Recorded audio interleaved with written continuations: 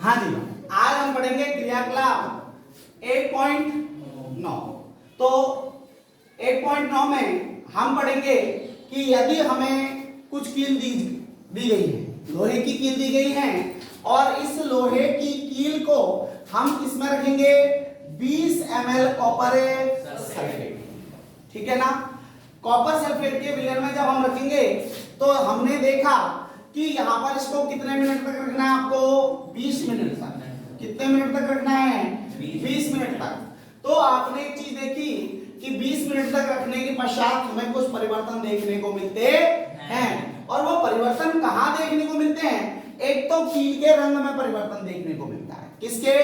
कील के रंग में परिवर्तन क्या करता है? देखने को मिलता है। दूसरा, विलयन के रंग में क्या परिवर्तन होता है? देखिए, जब कील में परिवर्तन होगा तो कील के साथ साथ इसके विलयन के रंग में भी क्या होगा? परिवर्तन होगा। तो उस परिवर्तन को हम किस प्रकार देखेंगे? देखिए, सबसे पहले हमने लोहे की कील लगाई, और लोहे को हम क्या बोलते हैं? लोहे का प्रतीक क्या होता है? Fe। नीचे हमारा जो विलयन है वो क्या है? CuSO4 aqueous. CuSO4 aqueous. अब देखिए, जब हमने यहाँ पर ये क्रिया कराई तो आपको पता है Fe CuSO4 से क्रिया कराई, तो Fe अधिक अभिक्रियाशील है। Fe कैसा है? अधिक अभिक्रियाशील है। और Cu कैसा है? कम क्रियाशील है। अब आप सभी को पता है कि अधिक अभिक्रियाशील तत्व है, यौगिक से कम क्रियाशील तत्व को क्या करता है? विलयन से प्रतिस्थापित कर देता है। इस प्रकार की रिएक्शन सदैव विस्थापन अभिक्रिया होती है। कौन सी अभिक्रिया होती है? और विस्थापन अभिक्रिया को समझने का सीधा सीधा प्रूफ है कि आप क्या करेंगे? यहाँ पर एक तत्व हो और वह अधिक क्रियाशील है, और यहाँ पर आपको यौगिक दिया जाएगा जिस यौगिक में कम क्रियाशील तत्व होगा। जिस यौगिक के अंदर क्या होगा? कम क्रियाशील तत्व होगा। तो अधिक क्रियाशील तत्व कम क्रियाशील तत्व को क्या करेगा? उसके स्थान से विस्थापित करेगा। तो आपकी जो रिएक्शंस बन के आएगी उसमें आपको फेरस सल्फेट मिलेगा। अब आप ये देखेंगे कि फेरस सल्फेट का रंग कैसा होता है? भूरा। इसका मतलब हुआ कि कील का जो रंग है वो कैसा है? भूरा है। कैसा है? भूरा। तो पहले वाले का हमें पता चल गया कि कील के रंग में क्या परिवर्तन होगा, तो कील भूरे रंग की हो जाएगी। दूसरे का हम लिखेंगे विलयन में रंग में क्या परिवर्तन होगा, तो विलयन के रंग में हल्का नीला हो जाएगा। विलयन का रंग कैसा हो जाएगा? हल्का नीला हो जाएगा। क्यों हो जाएगा? क्योंकि आपको पता है जो लोहे की कील है वो Cu को क्या कर रही है? विलयन से प्रतिस्थापित है, और जब विस्थापित होती है कोई चीज तो वहां पर रंग पर प्रभाव पड़ता है, अर्थात रंग हल्का होने लग जाता है। अगर आपसे कहता है रासायनिक अभिक्रिया दीजिए तो आप इसकी रासायनिक अभिक्रिया दे सकते हैं। कंप्लीट हुआ। ये आपका क्रियाकलाप 1 पॉइंट क्या था? 9 था। ठीक है जी। अगला चलते हैं क्रियाकलाप 1.10।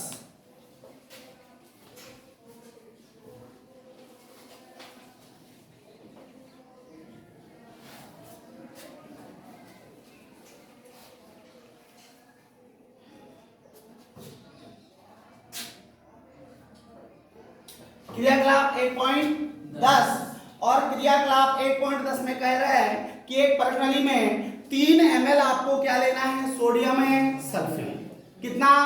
3 ml क्या लेना है? Sodium sulphate. और आपको 3 ml ही क्या लेना है? Barium chloride. आपके पास दो परखनली हैं, ए परखनली, एक आपके पास है परखनली ए परखनली, और दूसरी आपके पास बी परखनली। और दोनों में 3-3 ml। कितने ml है? 3-3 ml। ml का मतलब आपको समझ में आ गया? विलयन एक्वस है। विलयन कैसा है? एक्वस, यानी जलीय विलयन है। याद रखना, अगर ml में कभी भी मान आता है तो ml का जो मान होता है वो आयतनिक मान होता है। कैसा मान होता है? आयतनिक, यानी आयतन। और आयतन कभी भी आए तो यानी समझ लेना लिक्विड फॉर्म में। कौन सी फॉर्म में है? लिक्विड फॉर्म में। तो आपको पता लग जाना चाहिए कि 3 ml अपने को क्या दिया गया था? क्या दिया गया था? 3 ml सोडियम सल्फेट। कितना ml है? 3। तो सोडियम सल्फेट Na2, अभी पहले इसका नाम लिख देते सीधे सीधे, तो अपने को दिया है 3 ml सोडियम सल्फेट। परखनली ए में अपने को ये दिया हुआ है। पर्सनली बी में दिया हुआ है 3 ml बेरियम क्लोराइड। क्या दिया है? Barium chloride. ये दिया गया है। अब देखिए सबसे पहले 3 ml सोडियम सल्फेट, यानी आप सभी को पता है Na के नीचे 1 होता है और सल्फेट SO4 होता है 2 होता है। तो आप क्या करेंगे Na2SO4 plus barium chloride BaCl B+2Cl -A, क्या बन गया? BaCl। अब मैंने आपको कहा था जब हमारे पास दो अभिकारक हो, क्या हो? दो अभिकारक। तो जब दो अभिकारक होते हैं तो आयनों का आदान प्रदान कर सकते हैं। दो अभिकारकों में आयनों का क्या कर सकते हैं? आदान प्रदान। जब हम आदान प्रदान कर सकते हैं प्लस माइनस और प्लस से माइनस, ठीक है ना? जब हम प्लस माइनस करेंगे तो इसका प्लस इसके माइनस, इसका प्लस इसका माइनस, तो क्रिया के दौरान देखिए आपको क्या प्राप्त होगा? Na प्लस का Cl माइनस, दोनों सेम है। यहां देखिए प्लस माइनस बराबर है, तो हम जो का क्यों लिख देते बताया था ना? क्या बन जाएगा? NaCl। क्या बन जाएगा? NaCl। अब देखिए यहां पर भी Na की 2 है, यहां Cl के 2 है, तो हम यहां कितने गुणा कर देंगे? 2 से। NaCl बन गया। हाँ जी, प्लस है। आपको पता है अब Ba किससे क्रिया करेगा? SO4। तो Ba पर प्लस का 2 होता है, SO4 पर माइनस का 2 होता है, बराबर हो गए। तो सीधे सीधे क्या लिखेंगे? BaSO4। अब देखिए मैंने आपको पहले ही बता रखा है BaSO4 आ जाए, PbSO4 आ जाए, PbI2 आ जाए, AgCl आ जाए, कंप्लीट। तो ये अवच्छेद होते हैं। क्या होते हैं? अवच्छेद। और अवच्छेद के लिए हम सदैव कैसा चिन्ह लगाते हैं? नीचे की तरफ तीर का चिन्ह, ठीक है ना, जो अवलेयता को प्रदर्शित करता है। और अवच्छेद सदैव कैसे होते हैं? ठोस होते हैं। अब ये तो 3 ml क्या होता है मैंने आपको बता दिया, जली विलयन। तो एक्वा लगाएंगे, यहां भी एक्वा लगाएंगे, इसमें भी एक्वा लगाएंगे, यानी विलयन में एक्वा आएगा, बस अवच्छेद भी क्या रहेगा? कंप्लीट हुआ। अब देखिए यहां पर दो आयनों का आदान प्रदान हो रहा है, एक का प्लस दूसरे का माइनस, दूसरे का प्लस इसका माइनस, अर्थात दोनों में आयनों का आदान प्रदान हो रहा है, इसलिए यह द्विविस्थापन अभिक्रिया कहलाती है। कौन सी अभिक्रिया कहलाएगी? द्विविस्थापन अभिक्रिया। समझ में आ गई होगी। तो आपको यहाँ पर पता लग गया कौन सी अभिक्रिया है? द्विविस्थापन अभिक्रिया। इस अभिक्रिया को हम अवक्षेपण अभिक्रिया भी कह सकते हैं। देखिए द्विविस्थापन में ये अवक्षेपण अभिक्रिया के नाम से भी जानी जा सकती है। क्यों जानी जा सकती है? देखिए कई बच्चे कहते हैं कि सर ये तो द्विविस्थापन है, इसमें अवक्षेपण क्यों है? क्योंकि देखो ऐसी अभिक्रिया, द्विविस्थापन में ऐसी अभिक्रिया जहां अवक्षेप का निर्माण होता है। किसका निर्माण होता है? अवक्षेप का निर्माण होता है। वो अभिक्रिया सदैव कौन सी मानी जाती है? द्विविस्थापन के अंदर अवक्षेपण अभिक्रिया मानी जाती है। तो इस अभिक्रिया को हम अवक्षेपण अभिक्रिया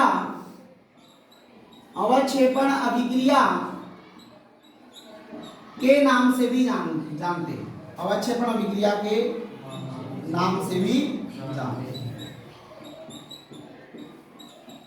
ठीक है। क्यों जानते हैं? क्योंकि आपको पता लग गया कि यहां पर क्या बनना है? अवक्षेप बन रहा है। तो ये अवक्षेपण अभिक्रिया भी है। कौन सी अभिक्रिया भी है? अवक्षेपण अभिक्रिया भी है, ठीक है जी। तो ये हमारा क्रियाकलाप 1.10 है। और 1.10 में हमसे ये पूछा गया था कि आपने क्या देखा, दोनों विलयन को अगर आपने मिला लिया तो क्या प्राप्त होगा। तो हमें पता लग गया कि दो विलयनों को मिलाने पर हमें एक अविलेय पदार्थ मिलता है। क्या मिलता है? अविलेय पदार्थ। और जहां भी अविलेय पदार्थ का निर्माण हो वह अवक्षेपण अभिक्रिया के अंतर्गत आती है। तो इस बात का आपको पता चले गया।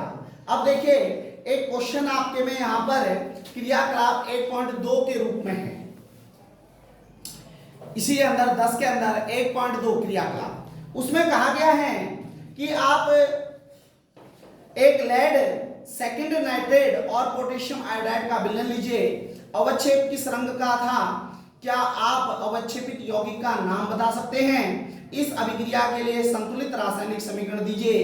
क्या यह भी द्विविस्थापन अभिक्रिया है?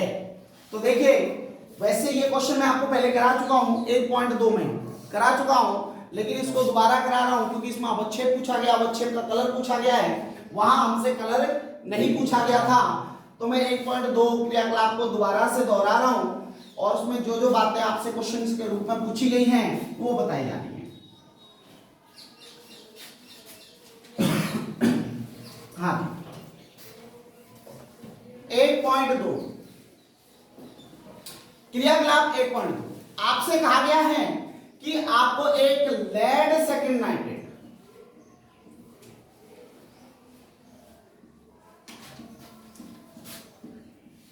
और पोटेशियम आयोडाइड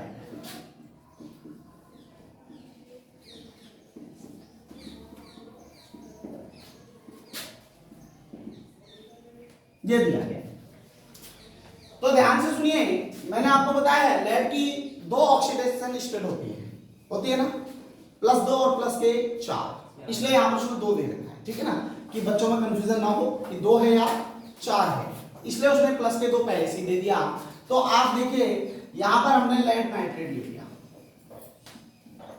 प्लस यहां हमने KI ले लिया, पोटेशियम आयोडाइड ले लिया।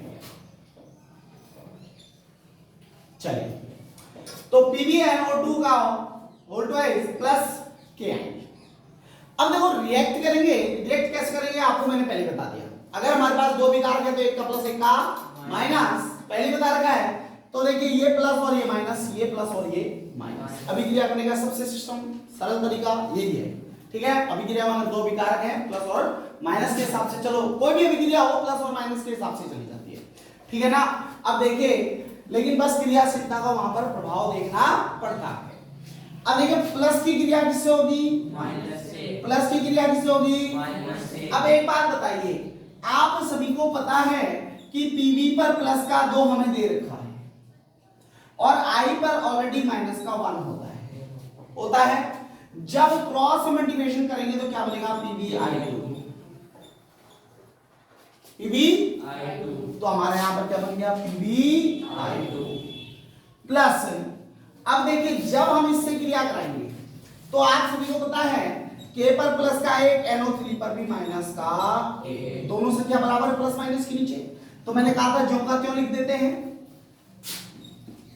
हाँ, अब देखिए, अब इसको संतुलित करेंगे, I के 2 हैं यहां, लेकिन यहां I का 1 ही है, तो मैं यहां 2 लगा दूं, यहां 2 लगाऊंगा तो यहां भी 2 लगाना पड़ेगा।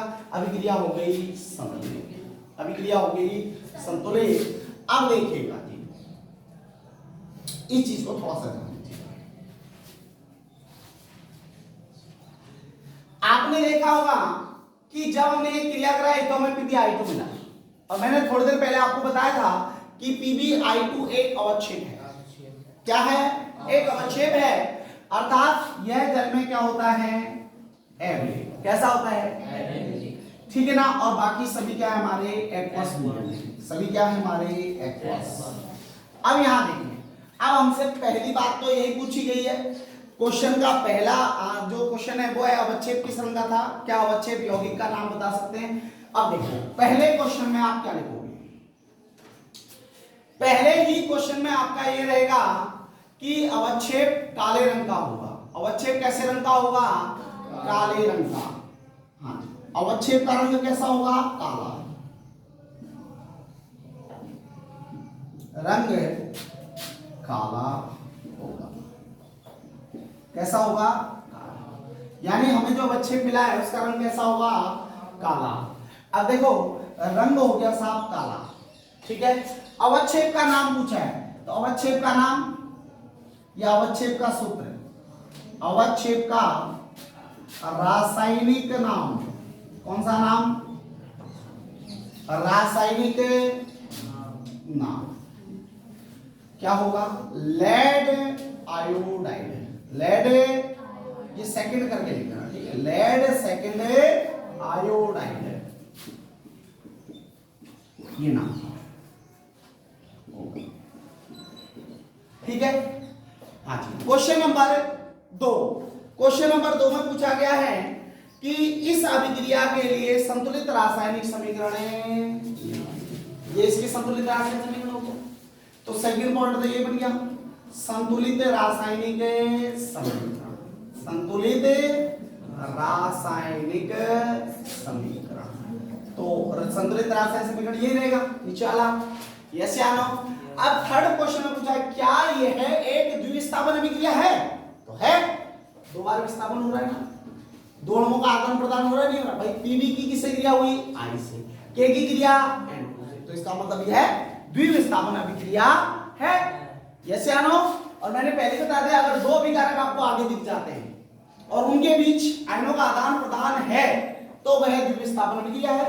तो हमारा थर्ड पॉइंट में यही रहेगा कि थर्ड पॉइंट ये रहेगा, यह है द्विविस्थापन अभिक्रिया। यह द्विविस्थापन अभिक्रिया, द्विविस्थापन अभिक्रिया ये कौन सी अभिक्रिया है? द्विविस्थापन अभिक्रिया है। बात समझ में आ गई होगी। तो आपको क्रियाकलाप कितना 1.2 कंप्लीट हुआ। अब क्रियाकलाप पढ़ेंगे 1.11। आपको चाइना डिस्क में 1 ग्राम कॉपर चूर्ण लेकर उसे गर्म कीजिए। आपने क्या देखा?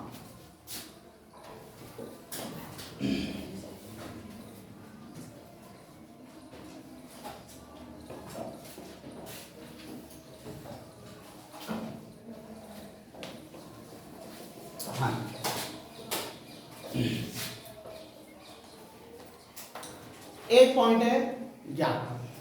1.11 में आपसे पूछा गया है कि आपको एक चाइना डिस्क आपने नहीं देखी लेकिन लैब में है, और लैब में कभी जाओगे तो व्हाइट रंग की कटोरी टाइप की ऐसे इस तरीके की व्हाइट टाइप की आपको एक कटोरी टाइप की एक मिलेगी, उसको चाइना डिस्क बोलते हैं। क्या बोलते हैं? China disc. और उस चाइना डिस्क में हम पदार्थों को क्या करते हैं? गर्म करते हैं।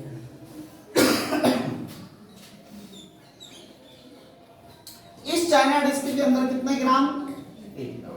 क्या है साहब? कॉपर। 1 ग्राम हमने क्या डाला है? कॉपर। किसके अंदर डाला है? चाइना डिस्क के अंदर। और आप इसको क्या करते हैं? एक नेट जाली होती है ऐसे,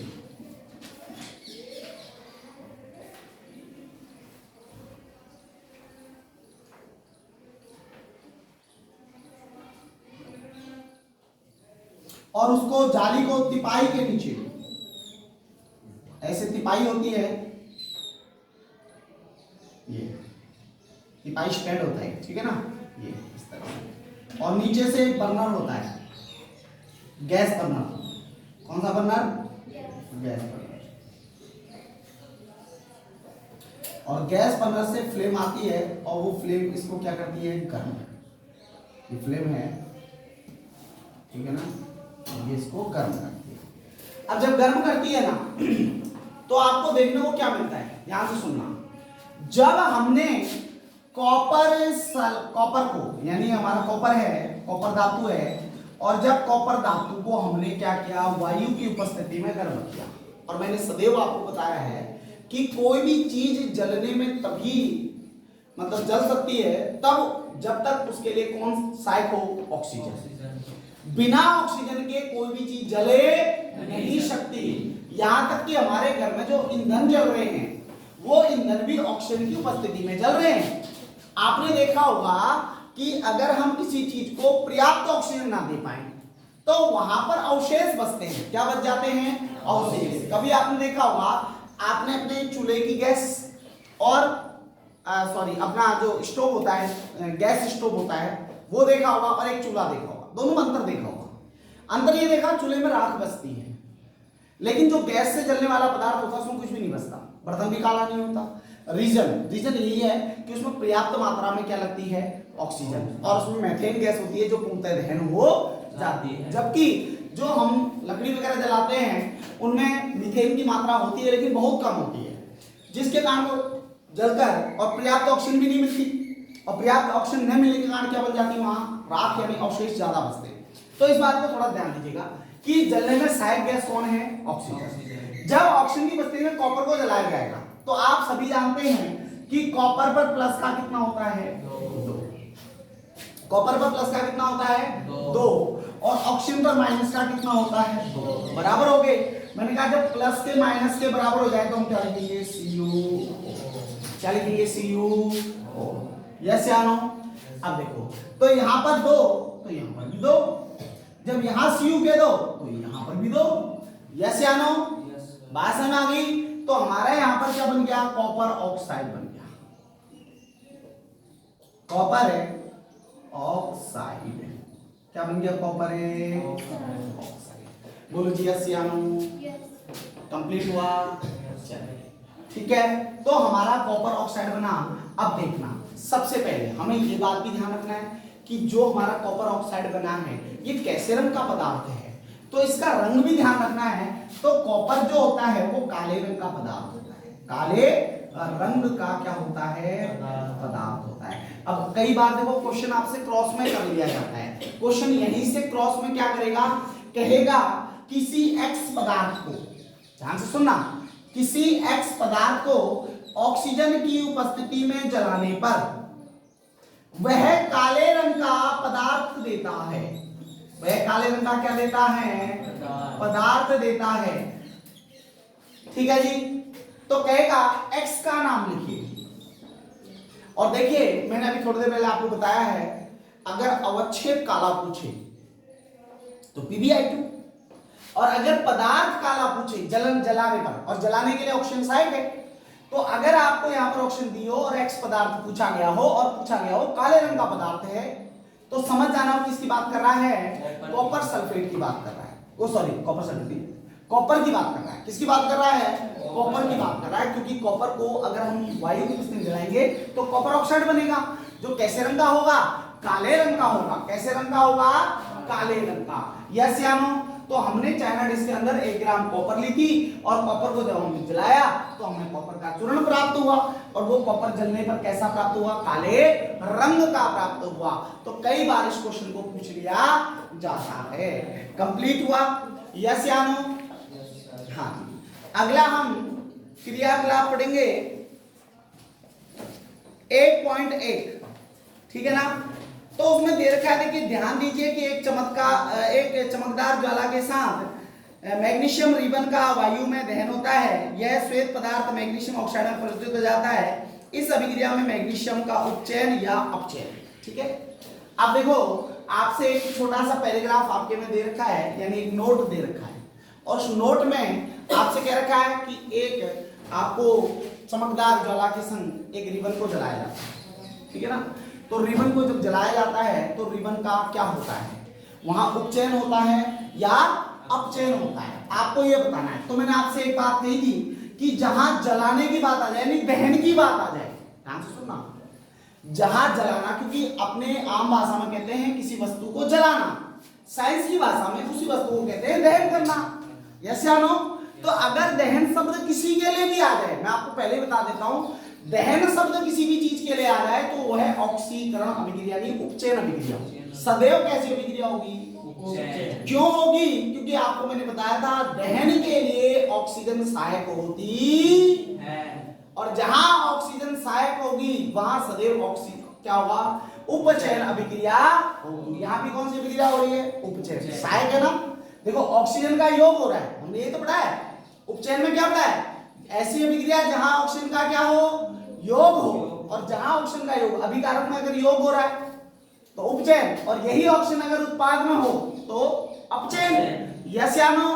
तो अब देखिए मैग्नीशियम की पट्टी को आपने क्या क्या जलाया, तो ऑक्सीजन की संपर्क में जलेगी, जब जलाओगे तो आपको पता है यहां बन जाएगा MgO।